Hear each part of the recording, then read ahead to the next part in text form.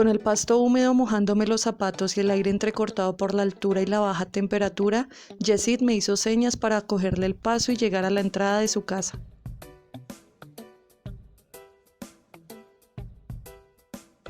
Unos postes de piedra indicaban el camino de tierra que nos llevaba directamente a su puerta, y los ladridos eufóricos de los perros retumbaban como avisando nuestra llegada.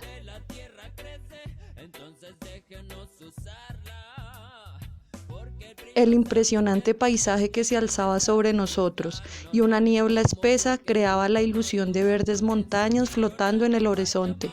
Una escena de película, como de acantilados nórdicos, pero no era Europa, era Alto Charco en Cibaté, Cundinamarca.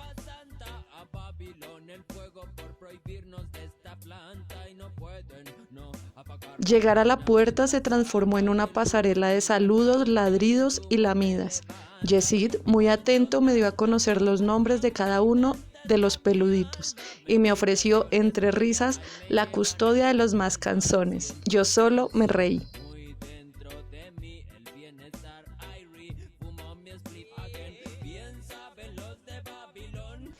Soy comunicador gráfico, tengo 25 años.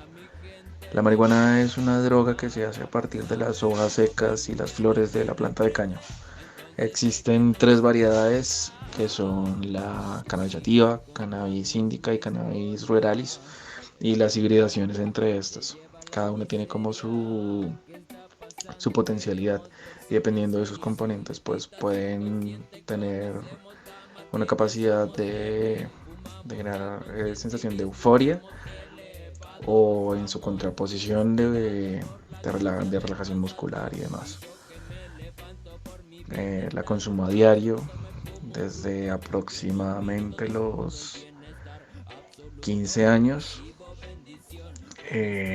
Sí, lógicamente es una cultura porque en el ambiente en donde muchas personas lo vean no como algo negativo, no como una evasión de la realidad, aunque muchas veces se hace de esa manera, eh, es algo que se basa mucho en el amor, en la espiritualidad, en el conocerse a uno mismo.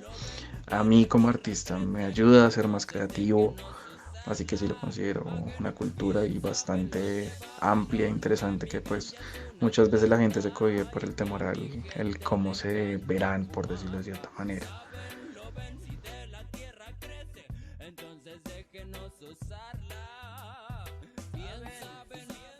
La casa era cálida, la estufa de carbón subía la temperatura y le daba un suave y agradable olor a madera. El azul tenue de las paredes combinaba perfecto con el comedor y el aroma tinto recién hecho era motivante. La sala se adornaba con varias plantas, pero resaltaba una alta y de un verde brillante. Cáñamo, dije. Cannabis sativa, dijo Yesid después. ¿Tinto?, me preguntó.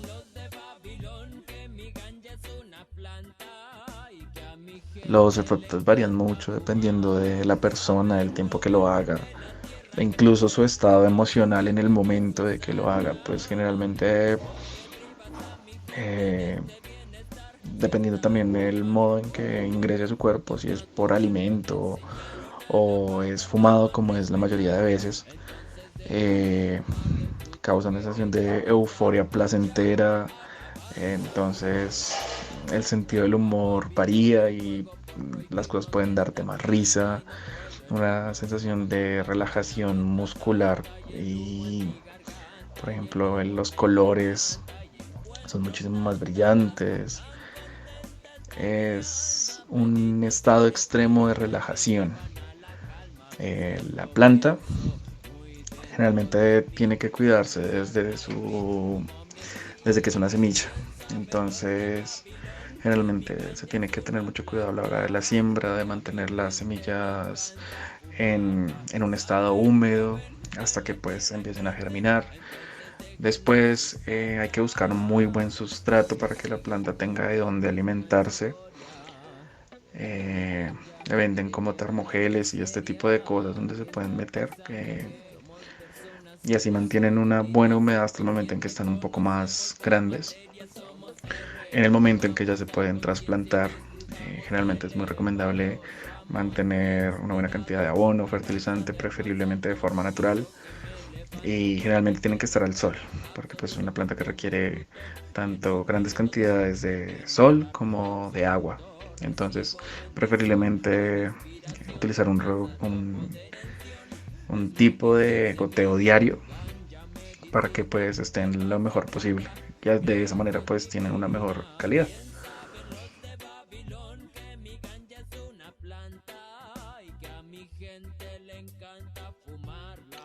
Le recibí el pocillo con tinto y se sentó frente a mí, entusiasmado, y se preparó ansioso para responder a todas mis preguntas.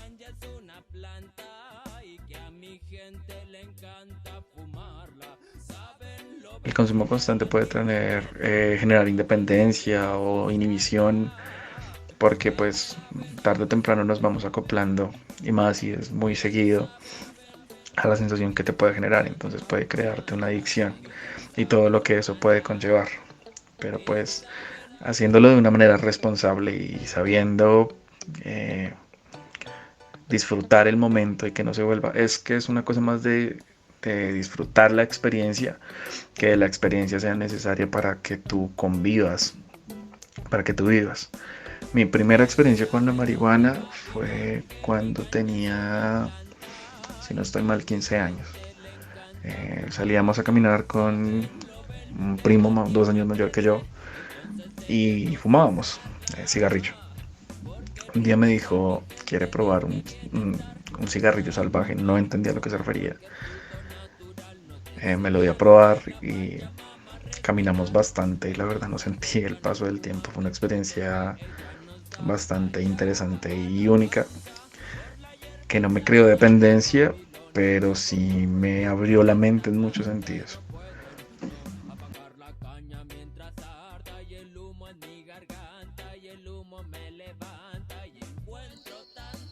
Traté de hacer las preguntas y comentarios pertinentes. Quería que se sintiera cómodo y tranquilo. Su alegría era contagiosa.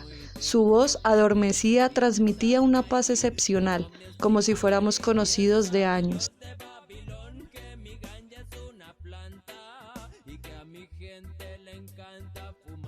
Generalmente la he consumido en los llamados porros, pipas, también he usado manzanas, se puede hacer lo que sea, todo en pro de cambiar la percepción, el aroma, el sabor.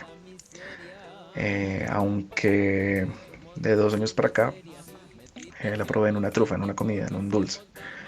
Fue una experiencia mucho más intensa, porque no controlé muy bien la cantidad, pero generalmente preferiría esa hoy en día.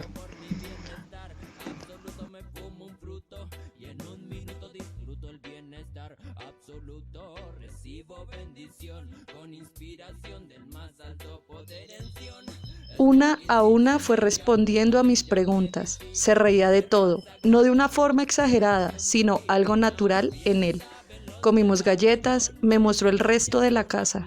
No había nada ostentoso, lo suficiente, podría decir.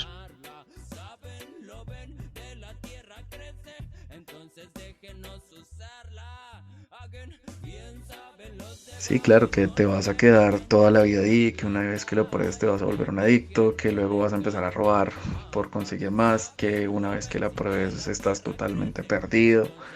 Mil y un cosas, porque desde el principio el consumo de la marihuana se mal asoció a la vida de Camila, a la vida mala, al ladrón, al estafador, a la persona que está en el bajo mundo, por decirlo de cierta manera. Entonces, hay mucha cosa que es más mito y que está tan arraigada en la cultura popular, que hace que mucha persona se cohíba de experimentarlo por ese temor. Y a la vez el hecho de que sea algo prohibido incita a mucha gente a que lo haga por el simplemente hecho de llevar la contraria. Entonces yo creo que lo mejor ante ese tipo de situación es entender un poquito más de la historia que tiene. O sea, las sustancias alucinógenas están relacionadas a las bases de la religión, inclusivamente, porque era nuestro modo de poder hablar con gente que haya muerto, de unirnos a un mundo espiritual, tiene un gran trasfondo y es algo muy natural, que no solamente puede ayudar a una persona que tenga problemas con su vida cotidiana, estrés y demás. Hay gente que tiene dolores horribles por alguna enfermedad muscular, de articulaciones, y la marihuana puede ser la respuesta ante esto. Puede calmar esos dolores, puede darle una vida digna a la persona. Pero creo que lo primordial es quitar el mote social de que conecta la marihuana con la mala vida. Y un paso grandísimo sería la legalización.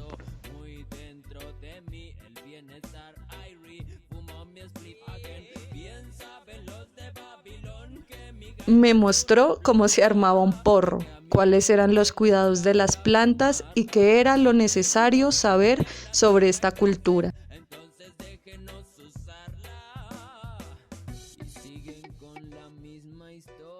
Lo que debemos hacer es un ejercicio de reconstrucción de memoria histórica. Si nos ponemos a ver desde los albores de la civilización, la figura del chamán, del taita, de la sacerdotisa, han tenido una conexión directa con lo espiritual mediante el consumo de la cannabis o de otras sustancias alucinógenas. Porque al servir de ese puente, trataban las enfermedades que uno pudiera llegar a tener, porque al fin y al cabo es una cosa natural, es algo que nos brindó la naturaleza para tratarnos a nosotros, y no solamente nuestro cuerpo material, también nuestro espíritu. Y es algo que con el paso del tiempo se vio cohibido por el sentido de moralidad de lo que debe hacerse y no debe hacerse. Entonces, creo que es una cuestión que tenemos que aceptar, de que algo que está tan intrínsecamente en la fundación de nosotros como sociedad no deba ser prohibido, no deba ser mal visto, no deba tenerse miedo. Creo que es algo que se debe enseñar en la medida de lo posible, su historia, lo simbólico, lo religioso, todo lo que puede tener. Y un gran paso más de la legalización sería el construir lugares donde se pueda hacer, que deje ese submundo, porque si se llegase a hacer, si ya no hay un negocio detrás, eh, va a dejar de estar contaminado de cierta manera por mafias y otras cosas que puedan tener. Entonces creo que lo primordial es eso.